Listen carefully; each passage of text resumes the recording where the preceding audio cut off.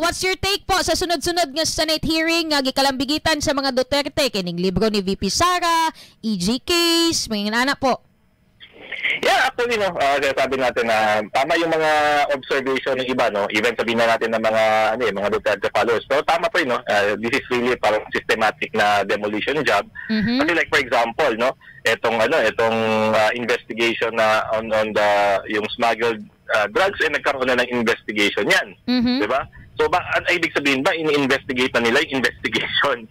So bakit puro parang nagdududa tayo na yung trabaho na lang pala ng ating Kamara, no? At saka ng ating Senado, puro na lang investigation. So yun ba talaga yung trabaho nila? Kung yun lang yung ginagawa nila, di dapat sumama na lang po sila sa NBI, di ba? Kasi puro lang naman investigation yung ginagawa nila. So sabi ko, paano yung mga programa na dapat na para sa mga Pilipino? Yes. Diba? Hindi natin sinasabi na mali mag-investigate, no? Kasi like for example, sa libro ni VP, VP Sara, kailangan naman talaga busisiin yung yung budget. Pero kung ang pinapalabas nila medyo personal na, no? Like for example, nakakahalata na iti-personal yun. Kasi ang daming pwedeng i-discuss na mga programs na busisiin, talagang nag-focus sila doon sa libro. Yes. So parang yan, ako I cannot I understand si VP Sara kung medyo naging defensive siya. Kasi siguro yung tono yung tono na ng pagtatanong at yung yung momentum ng pagtatanong leading towards na bakit sino ba nagsulat yan, so may kung mga ganun na medyo personal na talaga yun. So sa tingin ko talagang they are really focused on getting the 2025. So talagang ang target na talaga is for 2028. So talagang napaka-focus na sila for 2025. Kaya lahat ng pwedeng possible na ibato nila. Including yung narinig nyo rin yung key representative Garin. Yes. Na investigation ko dun sa 7 trillion na utang. Sabi ko na kung gano'n, dapat lahat ng presidente natin, na naging presidente, investigate din natin kasi umutang din sila. Yun lang, it so happen na mas malaki kay President Digong kasi mas malaki po yung naging problema natin during the pandemic. And in fact, hindi lang po Pilipinas yung nagkaroon ng problema. Yung buong mundo. In fact, hanggang right now, yung US at saka China hindi pa nakaka-recover. At least tayo medyo recovering na. Yung US at saka China, hindi pa talaga nakaka-recover. Kaya medyo mahina pa rin yung ekonomiya nila. How much more yung epekto sa atin na tayo isang third world country lang. Yes, tumpak. Oo. Prof, balik ta dito sa libro ni Vice President Sara. Prof? Yes po. Okay. Yes po. Dagan mago nag-ingon Prof nga isugog da kuno ni Inday kining administrasyon na. Doon na di ginapaig-ad. Doon na kuno gipatamaan, Prof. Ambot o say buntay ka na?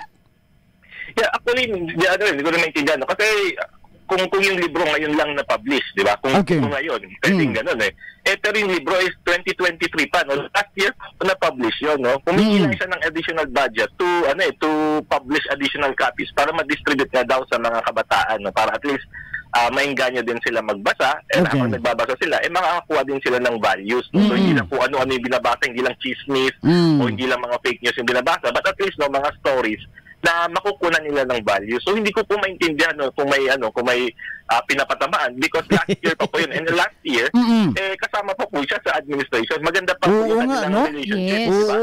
With the administration. Beso-beso pa nga sila nung 2023. Rabing elbows pa Yeah, and I think yung siguro yung patama itong susunod na libro kasi may sinasabi si Sara. VP Sara na next na libro. May pagtra-trader na daw Oo. Yan sir. Salamat po dyan Sir Ramon. Dito sir, kining angay ba i-redeem sa mga Duterte ilang mga kaugalingon or unsa ba ilahang angay nga batasan aning pag-ipit sa administrasyon o kining mga opposition karon sir? Yeah, actually medyo nagugulat nga ako na hindi ganoon kalakas yung ang tawag natin yan pushback. Hindi ganoon kalakas yung kanilang pushback at hindi rin ganoon ka-consistent So kung nagpo-pushback man sila, medyo very pakonti-konti lang, 'di ba? Yes. Kung may pagkakataon lang na magkaroon ng press conference saka sila nagsasalita.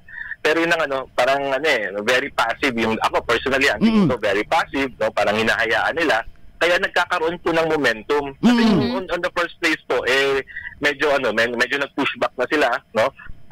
medyo mas malakas yung kanilang panawagan against dito sa ginagawa ng administration. I don't think na magkaroon talaga ng momentum ito. Ngayon sunod-sunod na no. So in fact pinag-usapan na kagad nila September kaagad no kasi lalabas na daw ng warrant of arrest yung ICC sa September. Yes. So, diba? Halos every month iba-iba po yung kanilang ang tawag niya flavor of the month no na issue. So ngayon yung libro next year next month siguro yung yung ICC na no. And then ito pang mga investigation sa Pogo, sa EJK. So parang ang ginagawa lang ng mga Duterte is parang on the defensive side lang eh. Yes. Di ba? So ako expect ko sana mas malakas pa na response. Prof, pero Prof, ito, sabi nung may mga lumalabas din kasi na observation ng ating mga tagapakinig na favorable daw ito sa Duterte camp. Itong mga investigation na ito with regards sa drug campaign ng previous administration kasi parang murag migawas proof karon nga balanse sa mga nagpaniid na tong mga kaigsunan nga murag na suko ning administrasyon na murag ba suko ning administrasyon na kung doon ay patyon nga drug lord. Actually medyo ako depende naman Katawas, depende sa kakalabasan ng investigation. Pero kung medyo halata talaga na ito kasi halos lahat ng investigation na recycled example lang natin yung quad committee, di ba yung 4 na committee ngayon Yes. Nag-start lang kasi sila sa Pogo, sa Bamban Mayor na and then doon sa discussion ng Pogo may na-discuss about drugs. Yes, ngayon ang discussion na nila is about yung smuggled drugs during the time daw na nahuli during the time ni President Digong and then yung mga pinatay na Chinese ano yung connection nun sa Pogo, bakit napunta na tayo doon? So nagkaroon na ng investigation yan, di ba? As mentioned ko kanina, bakit nag-investigate na naman sila, or bakit hindi na lang nila tingnan Yes. kung ano yung lumabas ng investigation same same scenario din yung sa libro balikan natin yung tanong ni Senator Risa is anong laman ng librong yan? Siyempre parang kine-question anong laman ng librong yan, alam naman natin na the easy answer there is kumuha ka ng copy ng libro at basahin mo. Kaya nga medyo naging pilosopo si DT Sara. Pinadala niya ng kopya. Si Senator Risa. Yes. Last na lang Prof Prof kini para sa mga taga Davao karon nga naminaw unsay angay nato nga kuan nato kanana ang batasanon o reaksyon sa mga Davaoenyo luyo sa ginatubang karon nga kaliwat ka ng investigation sa mga Duterte, Professor Belino, sir. Yeah, actually kasi ang pinapalabas ngayon sa mga investigation is opposite kung ano lumabas before, no? Yes. So kung yung katotohanan lumabas na dati, no? At ngayon isinisira nila yung katotohanan. Siguro yung para sa atin is that una-una, dapat alam natin, no, yung paninindigan natin. Alin ba doon sa mga totoo, no? Sa lahat ng mga kwento na naririnig natin ngayon, and in fact, we will be hearing a lot more stories kasi the administration has the momentum. Okay. So sa lahat ng mga kwento, ng mga investigation na ginagawa ngayon, alin ba ang totoo, no? Now, once alam na natin totoo, di panindigan na natin, no? So, huwag naman tayong makipag-away tayo na kaming taga Davao, we know better, no? Hindi ganun yung ating dapat approach. Diba? Na, alam namin yan, kilala namin si President Digong, hindi yan gagawa. So, siyempre, sasabihin niya, kasi taga Davao kayo. Diba? Idol niyo yun, diba? Yes. Ang natin is that, tingnan natin, no? Parang fair din, tingnan natin kung alin doon yung mga totoo. No? Let's be critical, no?